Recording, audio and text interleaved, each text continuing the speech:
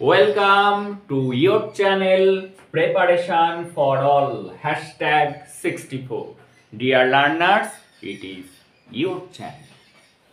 তোমরা যারা 22-24 সেশনে পার্ট 1-এ পড়ছো এবং যারা 23-25 সেশনে পার্ট 1-এ ভর্তি হয়েছো, তোমাদেরকে আজ আমি দেখাবো কিভাবে আনসার লিখলে ইংলিশে 90+ মার্কস তোলা সম্ভব। তাই যারা চ্যানেলটিতে যুক্ত হওনি তারা এখনই সাবস্ক্রাইব করে নোটিফিকেশান অন করে রাখো ফর ইওর বেটার রেজাল্ট। দেখো, যে কোশ্চেনটি আমি বেছে নিয়েছি সেটি কিন্তু অত্যন্ত গুরুত্বপূর্ণ question. Discuss the aim and objectives of teaching English at the elementary level according to Kothari commission. Kothari কমিশনের মতে তার শিক্ষার টিচিং ইংলিশ অর্থাৎ প্রাথমিক এলিমেন্টারি লেভেল অর্থাৎ প্রাথমিক স্তরে ইংরেজি শেখার লক্ষ্য এবং উদ্দেশ্যটা কি কোঠারি কমিশনের মতে। তাহলে কিভাবে লিখতে হবে? ডাইরেক্ট আগেই আনসারে আমরা যাব না, আগে একটা ভূমিকা লিখতে হবে আমাদের। আগে একটা ইন্ট্রোডাকশন দেব, তারপরে আমরা মেন আনসারে আসব এবং লাস্টে একটি কনক্লুশন দেব।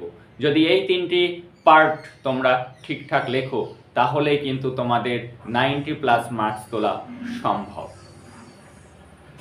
দেখো, তাহলে আমরা আনসারটি কিভাবে লিখব?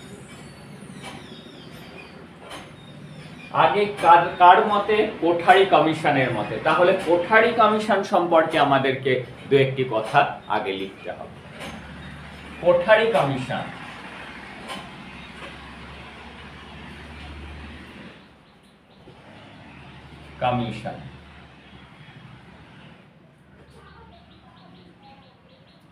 ওয়াজ ফর্মড মানে গঠন হয়েছিল, গঠিত হয়েছিল। FORMED ফর্মড মানে কি? গঠিত হয়েছিল। কবে গঠিত হয়েছিল? MCQ এর জন্য কিন্তু তোমাদের গুরুত্বপূর্ণ 1964-এ। এইবার লিখতে হবে এটি কেন গঠিত হয়েছিল, এদের উদ্দেশ্যটা কি ছিল। ইট বলতে এই কমিশন, ওয়ার্কড WORKED ওয়ার্ক মানে কাজ করেছিল। কিসের জন্য কাজ করেছিল? টু প্রোভাইড প্রদান করার জন্য। কি? Policies, POLICIES policies. আর কি দিয়েছিল তারা? গাইডলাইন্স দিয়েছিল, GUIDELINES গাইডলাইন্স দিয়েছিল। কিসের জন্য? ফর ডেভেলপিং উন্নতি ঘটানোর জন্য, DEVELOPING ডেভেলপিং। কিসের ডেভেলপ করার জন্য? এডুকেশন, EDUCATION কোথায়? In India. এই আমরা লিখলাম একটি ছোট্ট introduction. Kothari commission was formed in 1964। এটি গঠিত হয় 1964-তে। ইট ওয়ার্কড এটি কাজ করেছিল। টু প্রোভাইড প্রদান করার জন্য।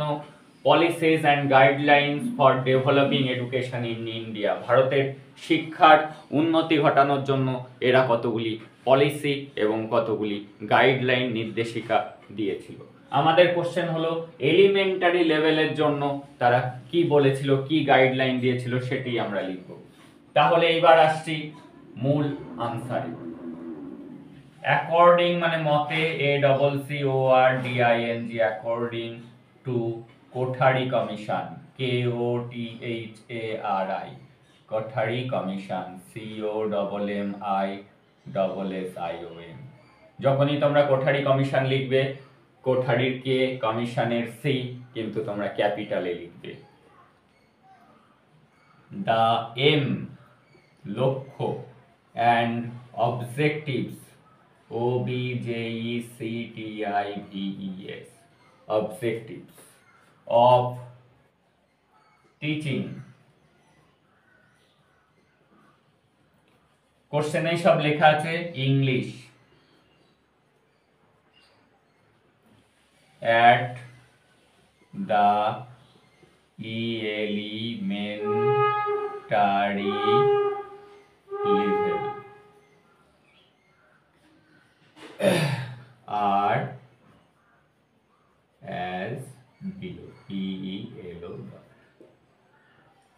কি লেখা হলো? According to Kothari commission, Kothari কমিশনের মতে এখানেই লেখা আছে কোশ্চেনে, the aim and objectives of teaching English at elementary level are as below.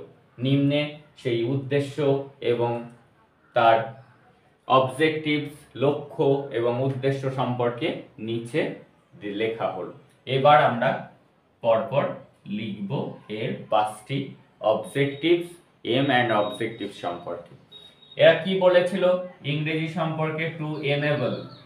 Enable মানে সক্ষম করা। প্রত্যেকটি পয়েন্টে আমাদের এই শব্দটি লাগবে, ENABLE। এনেবল মানে সক্ষম করা। কাদেরকে সক্ষম করতে হবে? LEARNERS, লার্নার্স, শিক্ষার্থীদেরকে সক্ষম করতে হবে। কিসের জন্য? টু আন্ডারস্ট্যান্ড, তারা যাতে কি করতে পারে? টু আন্ডারস্ট্যান্ড, বুঝতে পারে। কি বুঝতে পারে? Simple, SIMPLE, simple. সিচুয়েশনাল,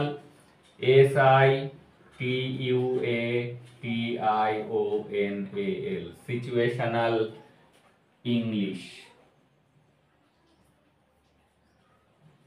কখন বুঝতে পারে? when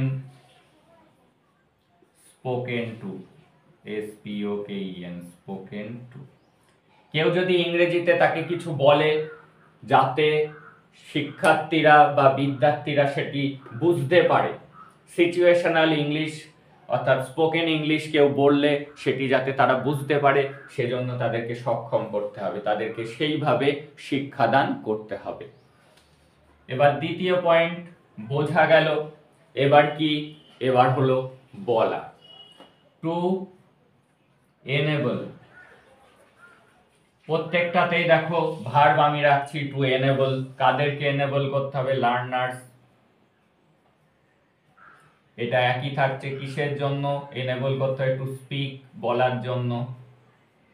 খালি এই পয়েন্টগুলির দিকে খেয়াল রাখবে। টু আন্ডারস্ট্যান্ড, পরেরটি হলো টু স্পিক, তারা বলতে পারবে। কি বলতে পারবে?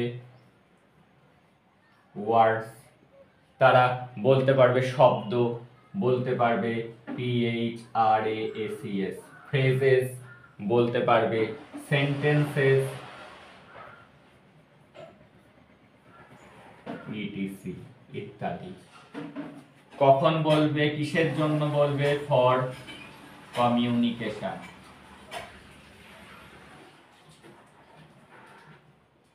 যোগাযোগের জন্য। অ্যান্ড ইন্টারাকশন, কথা বলার জন্য। কাদের সাথে কথা বলার জন্য? কোন পরিস্থিতিতে? In an alien situation, ALIEN, alien situation, SITUATION। এই এলিন সিচুয়েশনটা কি? অর্থাৎ যেখানে ইংরেজি ভাষী লোক, অর্থাৎ যেখানে নিজের ভাষার লোক নেই, অন্য পরিস্থিতিতে যেখানে সবাই ইংরেজি বলছে সেখানে সেও যাতে ইংরেজি বলতে পারে, ওয়ার্ড, ফ্রেজ, সেন্টেন্স এগুলি বলতে পারে, অন্যের সাথে ইন্টারাকশন করার জন্য, কথোপকথন করার জন্য, সেজন্য স্টুডেন্টদেরকে কি করতে হবে? এনেবল করতে হবে টু স্পিক, যাতে তারা বলতে পারে। যেমন বেঙ্গলি মিডিয়ামের স্টুডেন্টদের অর্থাৎ আমাদের সব থেকে বড় সমস্যা, আমরা ইংরেজি পড়তে পারি, লিখতে পারি, কিন্তু ফ্লুয়েন্টলি বলতে পারি না। এইবার চলে আসবো 3 নাম্বার পয়েন্ট। বলা গেল, এবার আসবে কি? এবার আসবে পড়া। একই রকম ভাবে two enable learners to read, যাতে সে পড়তে পারে। কি পড়তে পারে? লেটার্স মানে বর্ণ, অক্ষর, লেটার্স। ওয়ার্ডস,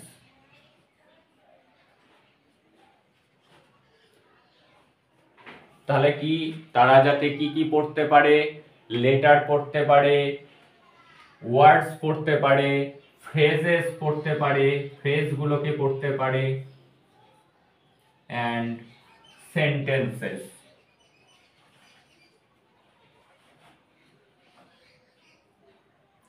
সেন্টেন্সেস গুলিকে তারা পড়তে পারে ইন কন্টেন্টস, যেগুলি কোনো কিছুতে লেখা রয়েছে,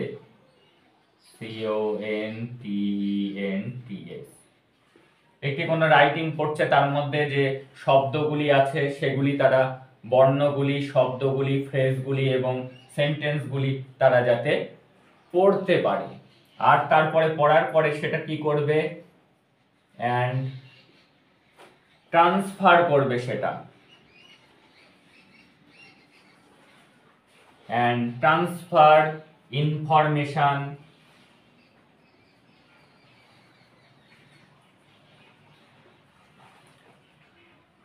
from that to others, from other forms। একটু দেখে নাও এবার, টু এনেবল লার্নার্স, শিক্ষার্থীদেরকে সক্ষম করতে হয় টু রিড, পড়তে, তারা যাতে পড়তে পারে, লেটার্স অর্থাৎ অক্ষরগুলি, ওয়ার্ডস শব্দগুলি, ফ্রেজগুলি, অ্যান্ড সেন্টেন্সেস সেন্টেন্সগুলি ইন কন্টেন্টস, যেটি কোনো চিঠিতে বা নোটিশে বা গল্পে লেখা রয়েছে সেগুলি, and transfer information from that to other forms, এবং এটি থেকে অর্থাৎ ইংরেজি থেকে যাতে তারা বাংলায় সেটা ট্রান্সফার করে সবাইকে বলতে পারে, সেটি সক্ষম করে তুলতে হবে তাদেরকে। এইবার চতুর্থ পয়েন্টে আসছি, two enable learners,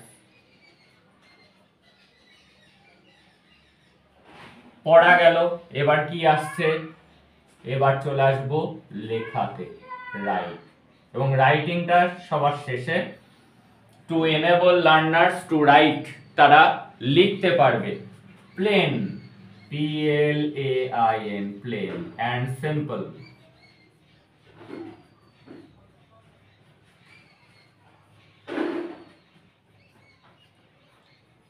words, phrases, and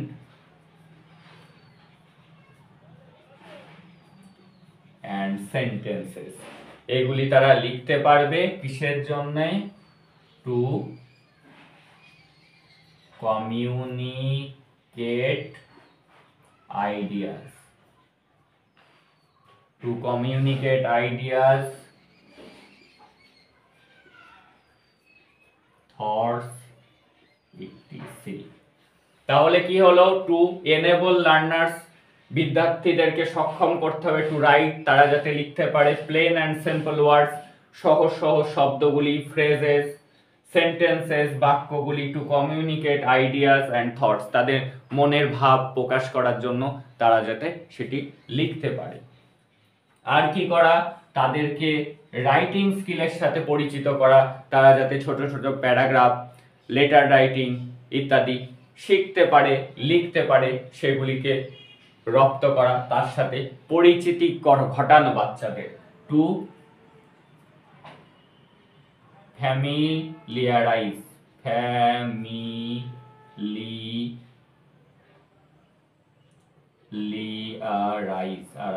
ফ্যামিলিয়ারাইজ learners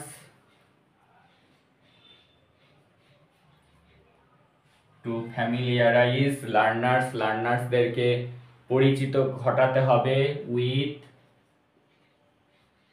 the basic, BASIC, basic patterns, PATTERN, pattern of writing, patterns of writing. কি করতে হবে, টু ফ্যামিলিয়ারাইজ লার্নার্স, লার্নারদেরকে পরিচিত করতে হবে with the basic pattern of writing, writing এর বিভিন্ন, লেটার রাইটিং কেমন হয়, রিপোর্ট রাইটিং কেমন হয়, স্টোরি রাইটিং কিভাবে লিখতে হয়, এগুলির সাথে তাদেরকে পরিচিতি ঘটাতে হবে। এইভাবে তোমাদেরকে পয়েন্ট উল্লেখ করতে হবে, বিষয়বস্তু উল্লেখ করতে হবে এবং লাস্টে গিয়ে একটি ফিনিশিং লাইন লিখতে হবে। দেখে নাও, জায়গা বোর্ডে কম রয়েছে। These these are the objectives aim and objectives objectives of teaching English at the elementary level according to Kothari Commission। দেখো, এবং লাস্টে লিখতে হবে this are the aim and objectives of teaching English at the elementary level according to Kothari commission. এইভাবে একটি finishing line question ধরে লিখতে হবে। তোমরা যদি এইভাবে আনসার লেখো তাহলে কিন্তু এক্সামে তোমরা 90+ মার্কস পাবে ইংলিশে। যদি তোমরা আরও এরকম ধরনের ভিডিও চাও, সাজেশনের থাকা ইম্পর্টেন্ট কোশ্চেনগুলি কিভাবে আনসার লিখতে হবে শিখতে চাও, তাহলে নিচে কমেন্ট বক্সে অবশ্যই কমেন্ট করে জানাও।